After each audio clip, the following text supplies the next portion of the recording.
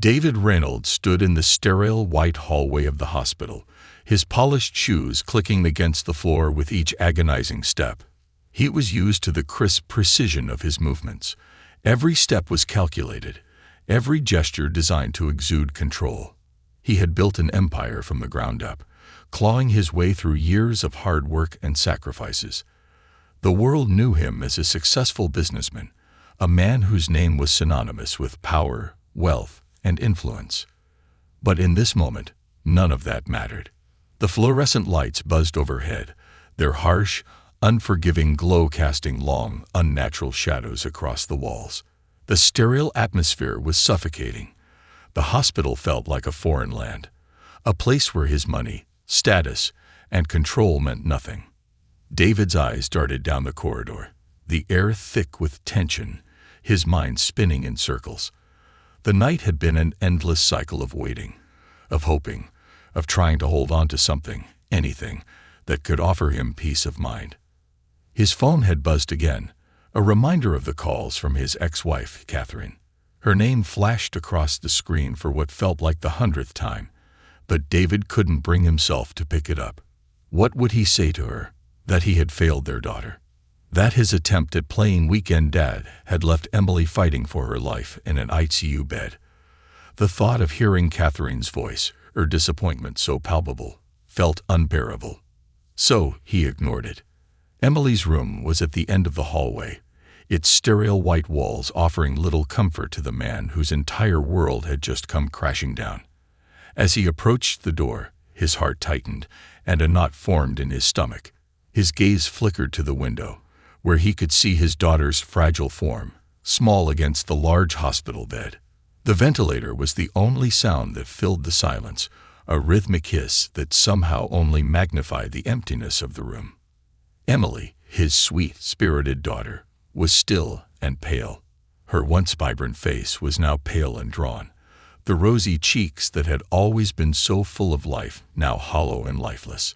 Her breathing was labored, the oxygen mask covering her face, making it difficult for David to even see her clearly. The sight made his stomach lurch with guilt. She had been so excited for their trip to Boston, the weekend getaway they'd planned for just the two of them.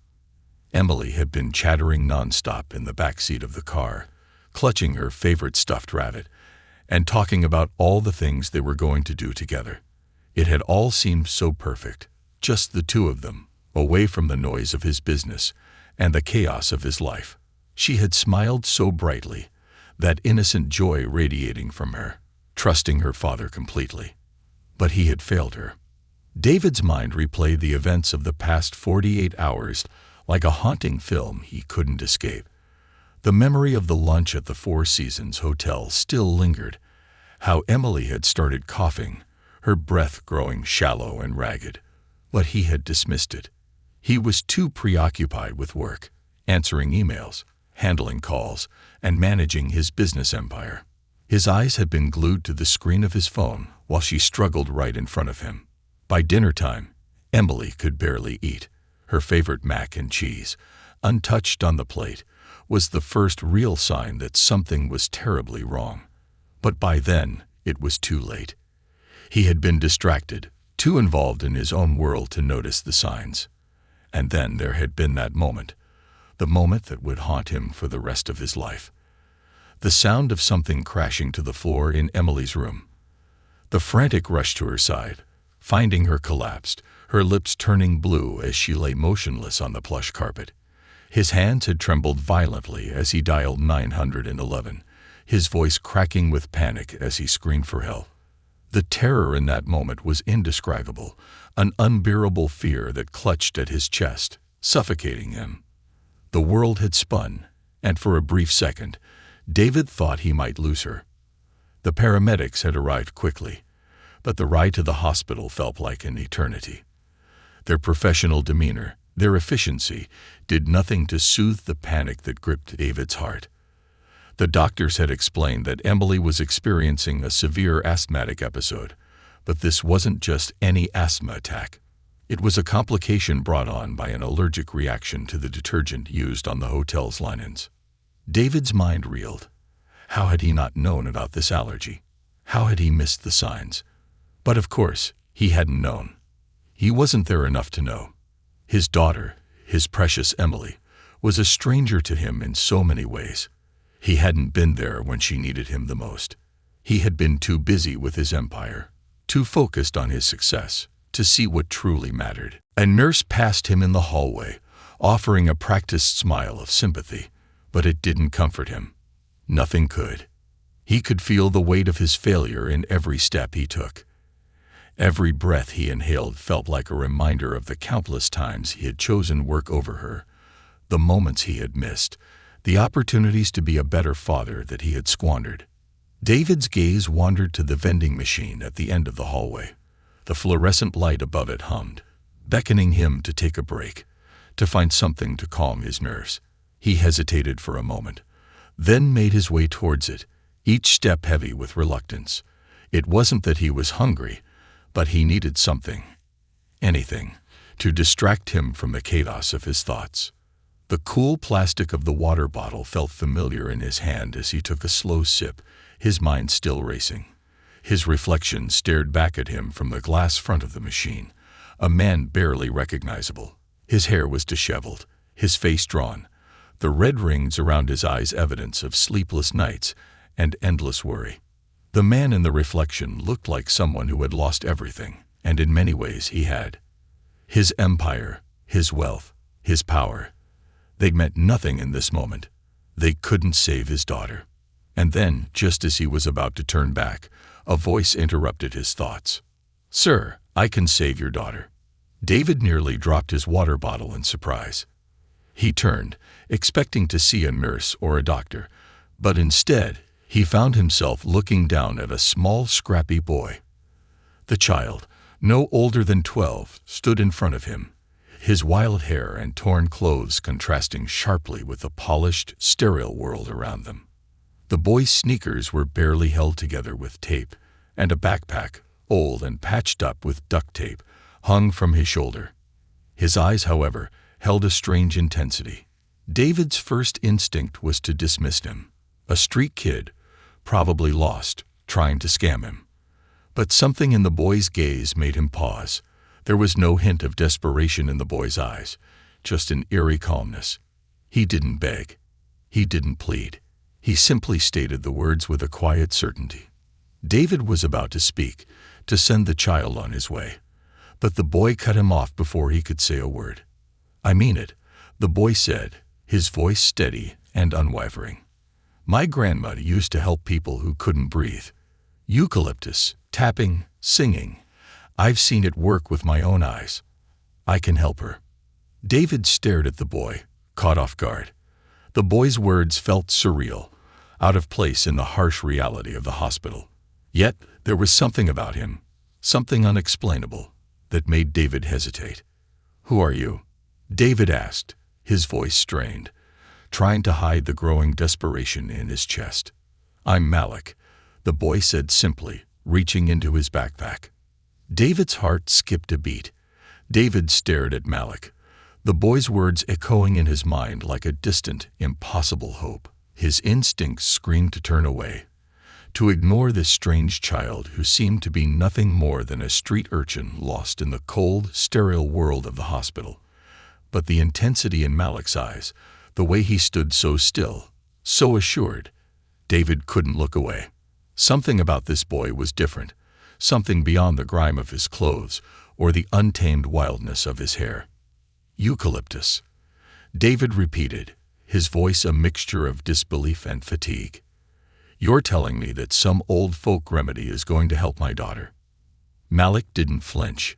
He didn't offer the typical pleading gaze that children like him often used when asking for help or trying to get something. Instead, his expression remained calm, almost wise for his age. "My grandma used to say it's not about the herbs, sir.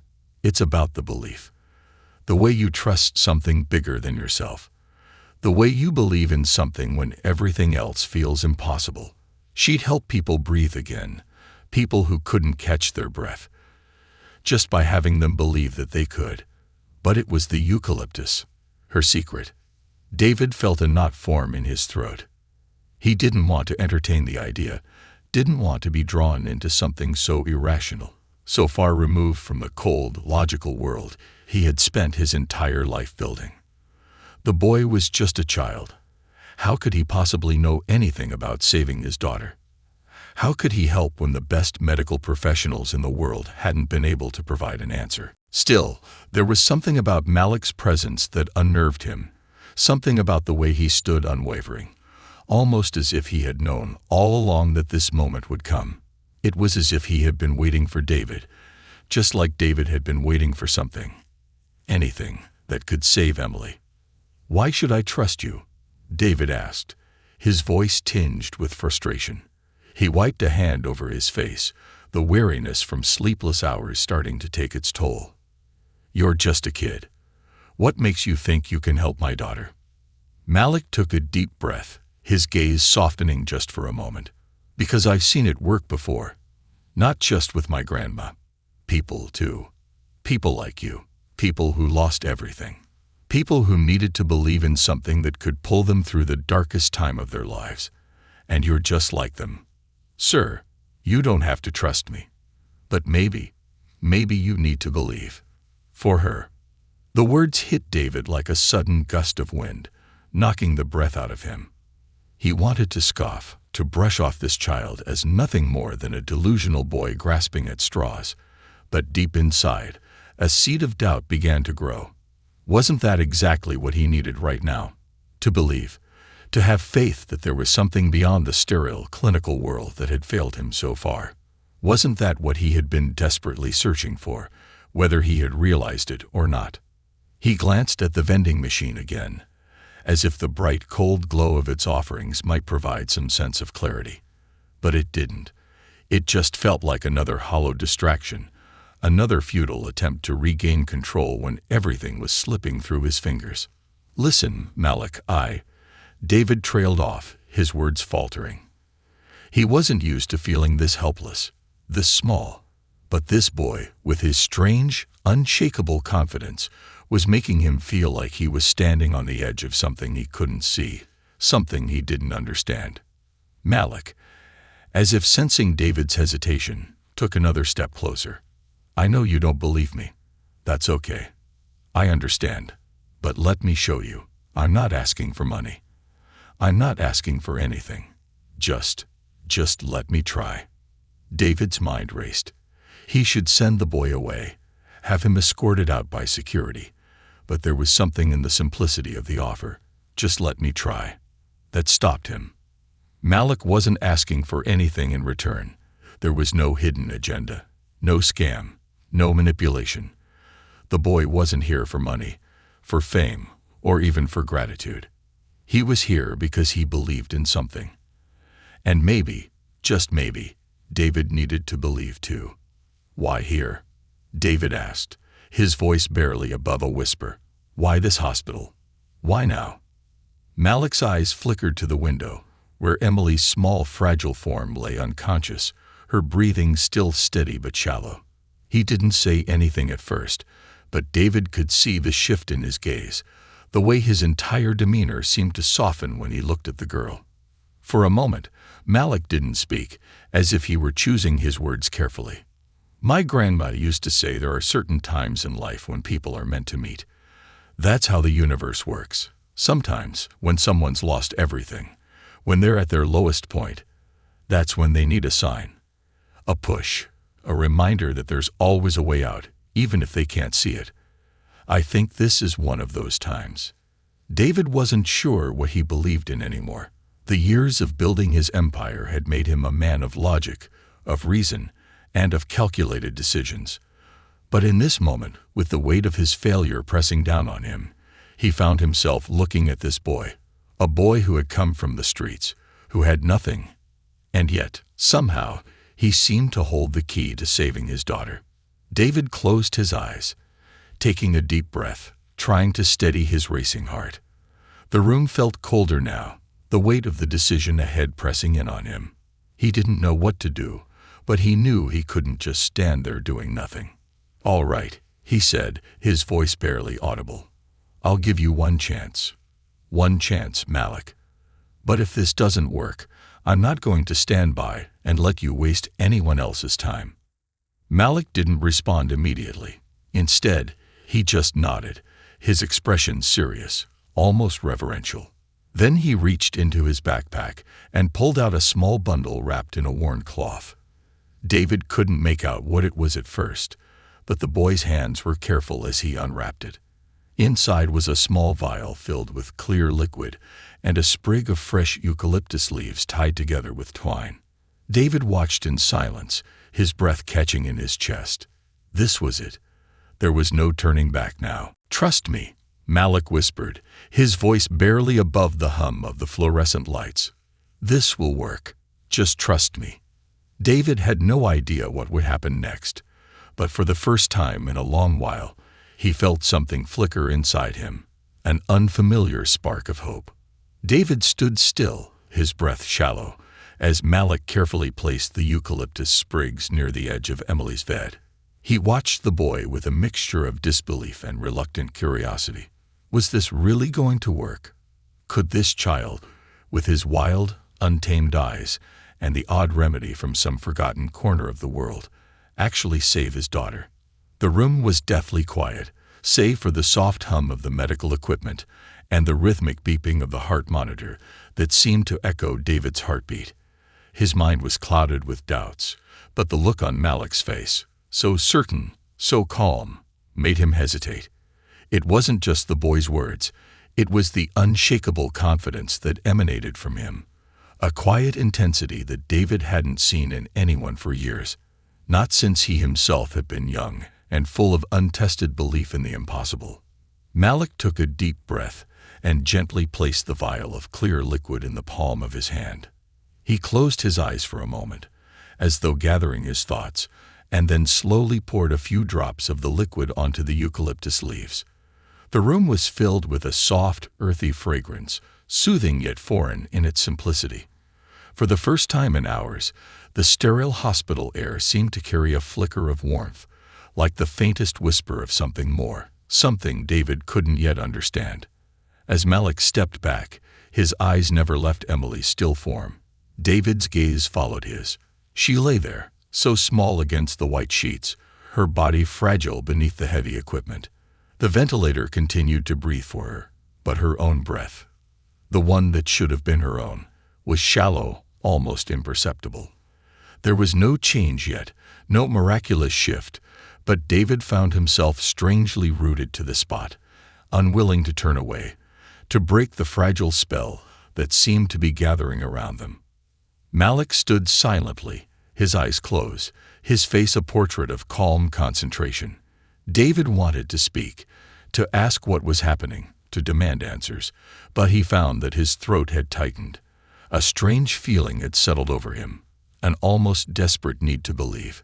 He wasn't sure if it was because of the boy's words, or because of the overwhelming weight of guilt he carried, or because, deep down, he feared that if he allowed himself to fully surrender to the possibility of a miracle, it might slip away just as quickly. "I've seen this before," Malik said softly, his voice barely above a whisper. "It takes time. She'll wake up. You just have to trust." David didn't know what to say. He couldn't argue, couldn't bring himself to challenge the boy who was standing here, offering something so simple, yet so profound. The child's voice had an authority that surprised him. For the first time in ages, David didn't feel like the one in control, the one who knew how to fix things, and it unsettled him more than he cared to admit. "I don't know if I can," David muttered, his voice a raw thread of emotion. His hand clenched involuntarily at his side, the tension of the moment too much to bear. "I've tried everything. I've done everything. My wealth, my power, my influence, they've all meant nothing in this room. And I've watched. I've watched her slip away, and I couldn't stop it. I couldn't fix it." The words tumbled out before he could stop them, and he felt something inside him crack, just a little. He didn't want to admit the truth, but the weight of it was unbearable. The truth that he had been so focused on everything else, his business, his career, his need for control, that he had missed the most important thing of all, his daughter. His Emily. He had failed her. Malik didn't respond immediately. The boy didn't try to offer any comforting words or empty reassurances. He simply stood there, watching David with a quiet understanding. His eyes filled with an ancient wisdom that seemed far beyond his years. For a long moment, there was only the sound of the machines and the distant murmur of hospital staff moving through the hallways. David felt time stretch, each second feeling like an eternity. The anxiety gnawed at him, threatening to swallow him whole, but something else, too, began to creep in. Something softer, something like hope. The minutes stretched into what felt like hours. David's eyes remained fixed on Emily's still form, watching for any sign of change. At first, nothing happened. The breathing tube remained in place. Her chest rose and fell in the steady rhythm dictated by the machine. It was as if the world itself was holding its breath, waiting. And David, too, found himself frozen, caught between skepticism and hope. Then, slowly, so slowly that David almost missed it, he saw the slightest shift.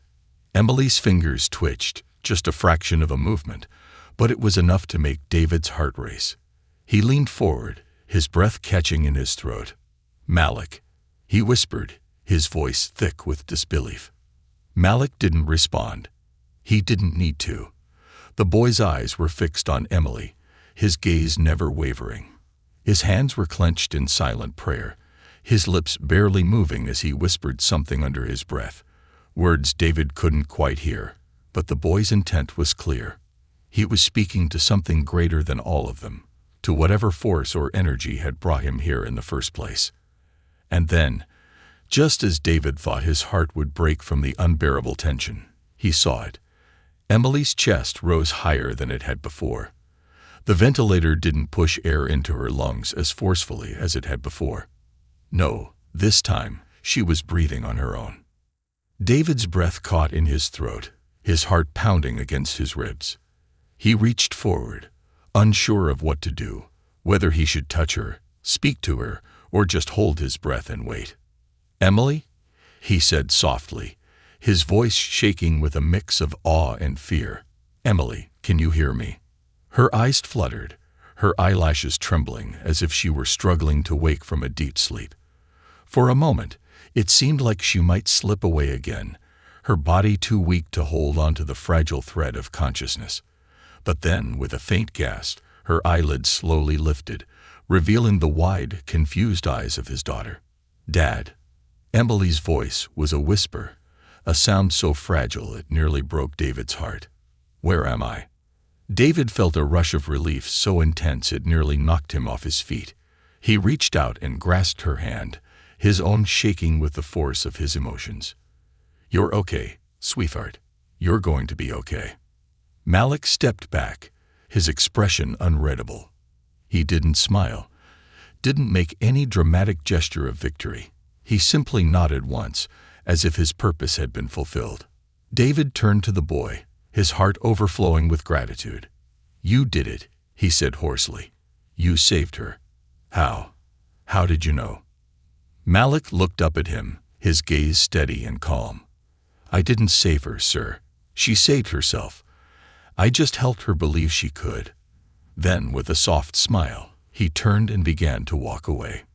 David stood frozen for a moment, staring at the boy as he disappeared into the hallway.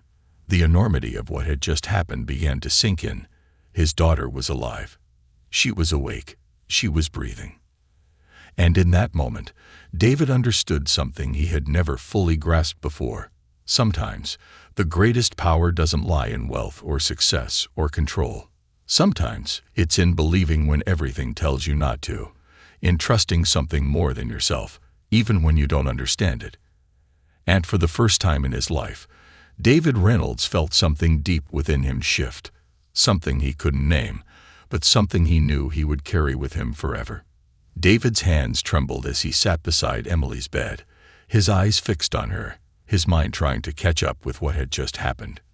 The room, once filled with the suffocating tension of uncertainty, now felt lighter, as though the very air had shifted.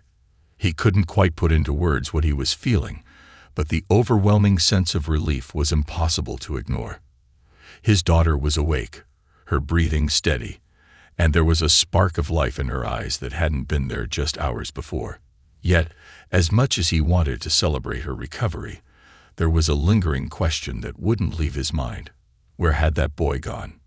Malik, the mysterious boy with the old soul in a young body, who had appeared from nowhere with his strange remedy and inexplicable confidence. David felt a deep sense of gratitude, but also a gnawing curiosity. Who was he? How had he known what to do?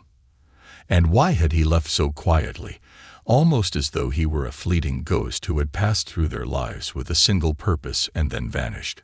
As Emily rested, her breathing now completely independent of the machines, David couldn't shake the feeling that the boy had been more than just a stranger in the hospital.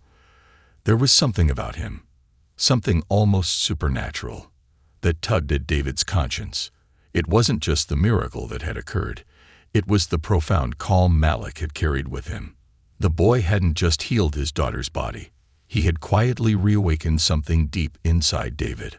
A belief, a hope, a sense of connection he hadn't known he had lost. He had been so focused on his wealth and his empire for so long that he had forgotten the simple things. The things that truly mattered. The things that money couldn't buy. His daughter's health, her love, the ability to simply be present in her life. He thought back to the last few years. He had been the successful businessman, the one who sealed deals with a handshake, the one who made everything happen with his signature on a contract. But in the process, he had neglected the most important contract of all, the one with his daughter. The one where he promised to be there for her, no matter what. He had lost sight of it, consumed by the demands of his empire, thinking that providing for her financially would somehow make up for his absence. And now, looking at Emily, her small fingers curled around his hand, her chest rising and falling in a peaceful rhythm, David couldn't help but feel the weight of the years he had missed. He had been too busy, too wrapped up in the illusion of control, to notice how badly his daughter needed him. A small noise stirred him from his thoughts. Emily shifted in her bed, her eyelids fluttering as she woke fully, her eyes locking onto his with the clarity of someone who had just returned from a long, dark journey. She smiled weakly, her hand squeezing his. "Dad," she whispered, her voice hoarse but filled with affection. "I'm really okay." David's throat tightened as he looked down at her. "Yes, sweetheart," he replied, his voice thick with emotion. "You're more than okay. You're going to be just fine." But even as he said the words, there was a lingering unease inside him, a question that kept turning in his mind. What had happened to Malik? The boy had come into their lives like a shadow and had disappeared just as quickly. David had tried to ask around, but no one seemed to know who he was or how he had gained access to the hospital. It was as if he had never existed at all. It didn't make sense. That night, after the doctors had confirmed that Emily was stable and recovering, David made his way back to the hospital's main entrance. He walked through the sterile corridors, his mind racing, trying to piece together the fragments of the strange encounter. He needed to know more. He needed to understand what had really happened. The lobby was nearly empty, save for a few late-night visitors and hospital staff going about their business. The lights flickered overhead as David approached the security desk, where a tired-looking officer sat, flipping through papers. "Excuse me," David said, his voice low but steady. "I need to ask about a boy who was here earlier. He was a child, around 12. Black, wore old clothes, had a backpack. Do you know who he is?" The officer looked up at David with a raised brow, as if unsure how to respond. He glanced at the computer screen in front of him, and then back at David. "I'm sorry, sir, but we don't have any record of a child fitting that description in our system. Are you sure he was here?" David's frustration flared, but he fought to keep his composure. "I'm sure. He was here. He helped my daughter. Do you remember anyone like that?" He seemed to know something. The officer frowned, his eyes narrowing slightly. I'm afraid I don't have anything on him, sir. But if he was here, he probably just slipped past us. We do get some homeless kids around here sometimes." David nodded, but the unease in his stomach grew stronger. Malik had been no ordinary child. The way he had spoken, the way he had moved, there was something about him that didn't fit with the world David knew. And yet, somehow, the boy had known exactly what to do. He had saved Emily, when all the medical expertise in the world couldn't. As David left the security desk, he felt a strange sensation in the pit of his stomach. It was as though the boy had vanished into the ether, leaving behind only the memory of his presence and the profound change he had wrought.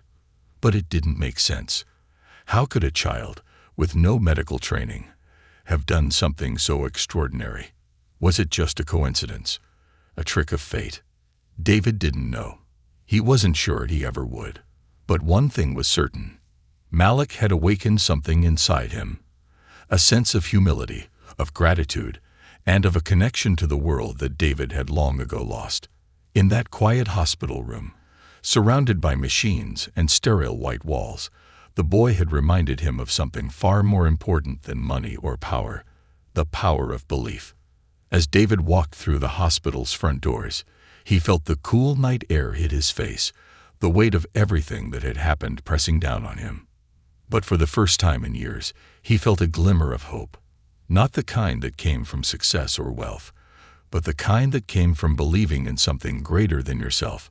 A hope that didn't need to be explained, but simply felt. And with that, he knew he would never be the same again. He would never take his daughter for granted again. He would never again let the distractions of his life overshadow the love and connection that truly mattered. He would be there for her, truly, in a way he hadn't been before. And for the first time in a long time, David Reynolds understood that sometimes the most important things in life are the ones you can't control. The days following Emily's recovery were a blur for David. There was a sense of urgency in the air, as though the universe was urging him to wake up, to notice the life he had been missing for so long. His daughter was back to her normal self, laughing and playing, her energy returning in full force. But for David, the weight of what had transpired during those few critical hours in the hospital lingered like an unshakable cloud. Despite the doctor's reassurances that Emily was out of danger, David couldn't shake the haunting questions that had followed him home from the hospital. Who was Malik? What had happened to him? How had the boy known exactly what to do? No matter how many people David asked, no one seemed to have an answer. It was as if Malik had never existed at all. The weeks passed, but Malik's presence remained in David's thoughts. He couldn't stop thinking about how the boy had appeared at just the right moment, how his calm demeanor and the strange, old-fashioned remedies he had offered seemed almost too perfect to be a coincidence. David had done a little digging, trying to track down any leads, but there was nothing. No one in the hospital seemed to know him, and there were no records of him ever having been admitted. It was as if the boy had materialized out of thin air, helped them in their most desperate hour, and then disappeared just as quickly. David's obsession with Malik started to affect his work. He found himself distracted during meetings, his mind wandering to the boy's face, the intensity in his eyes. There was something about the way he had spoken, the way he had known what to do when everyone else had been powerless. It wasn't just the miraculous healing that had occurred. It was the way Malik had seen through him. The boy had known, somehow, that David wasn't just a businessman trying to save his daughter. He had known that David needed saving too. David had been blind, running through life at breakneck speed, trying to fill the void with success, power, and wealth. But in the end, none of that had mattered. When his daughter was on the verge of death, none of his money could save her. It was the boy, the homeless child with nothing, who had brought her back to life. And that's when it hit David, the realization that he had been living his life all wrong. He had been so focused on the surface, on the shiny exterior of his success, that he had lost touch with the deeper truths that really mattered. Malik had taught him that. The boy, with his broken shoes and worn clothes, had shown David that it wasn't the riches that mattered, but the love you gave and received. It wasn't the business deals or the stock options, but the relationships and connections you built along the way. David hadn't just been absent from his daughter's life. He had been absent from life itself. But now things were different. Every day, David was making a conscious effort to be present. He spent more time with Emily, listening to her stories, watching her as she grew into the vibrant, creative young girl he knew she could be. He had promised her that he would always be there. And for the first time, he truly meant it. But even as he worked to rebuild his relationship with Emily, he couldn't let go of the memory of Malik. The boy had given him a second chance, a new perspective on life, and David was determined not to waste it. He began to make different decisions at work, ones that prioritized the people he cared about over the bottom line. He started delegating more, trusting others to take charge, and in turn, he found that his business thrived even more than it had when he had been solely focused on it. He realized that success wasn't just about working harder, but about working smarter, about balancing the personal and the professional in a way that allowed him to be fully present in both. David also made it a point to reconnect with his estranged ex-wife, Catherine. For too long, they had let their differences and his neglect of Emily tear them apart. But now, with a new outlook on life, David reached out. It wasn't easy at first. There was a lot of hurt and mistrust between them. But they both knew that for Emily's sake, they needed to find a way to be co-parents who supported each other. One evening, after another long day at the office, David sat down with Catherine in their shared living room, Emily playing in the background with her toys. David glanced at her as he spoke, knowing this conversation was just as important as any business deal he had ever closed. "I've been thinking a lot about everything," David began, his voice quieter than usual. "About how I wasn't there when you needed me. How I wasn't there for Emily when she needed me most. And I can't change that, but I want to make it right. I want to do better. For her. For both of us." Catherine looked at him, her face unreadable. For a moment, neither of them said anything, and the weight of the past hung between them like a heavy fog. But then she spoke, her voice soft but steady. "I know you do, David. But you have to show her, not just tell her. Words are easy, but actions speak louder." David nodded, a sense of determination rising inside him. He had spent so long being absent, but now he was here. He was committed to being present, not just for Emily, but for himself, for the person he was becoming. He knew it wouldn't be easy. There would be more hurdles, more hard conversations, more growth ahead, but for the first time in his life, he felt like he was on the right path. A path that led to something far more important than power or success: connection, love, and redemption. Weeks later, as David was sitting in his office, going through some final reports for the quarter, he received a letter. It was addressed to him in neat, handwritten script, no return address. He opened it, and inside, there was a single piece of paper. On it, the words were simple, yet they carried more weight than any contract or deal he had ever signed. "Thank you for believing. You saved her, and in doing so, you saved yourself. Remember, the greatest wealth is the one you cannot see." David's hands shook slightly as he read the note, and a feeling washed over him that he couldn't quite explain. The writing was familiar, but it took him a moment to place it. It was the same handwriting as the note Malik had left with him all those weeks ago. The letter confirmed something that David had always known deep inside. Malik had been more than just a boy, a mysterious figure who came and went. He had been a guide, a reminder, a catalyst for David's transformation. David placed the letter down gently and leaned back in his chair, looking out over the skyline of the city. It was as if the whole world had changed, but in truth, it was him who had changed. He didn't need to know where Malik had gone. The boy had given him the gift of clarity, and that was all he would ever need. David smiled to himself as he gazed out the window, knowing that wherever Malik was, he had already made a difference in the world. And now, it was David's turn to do the same.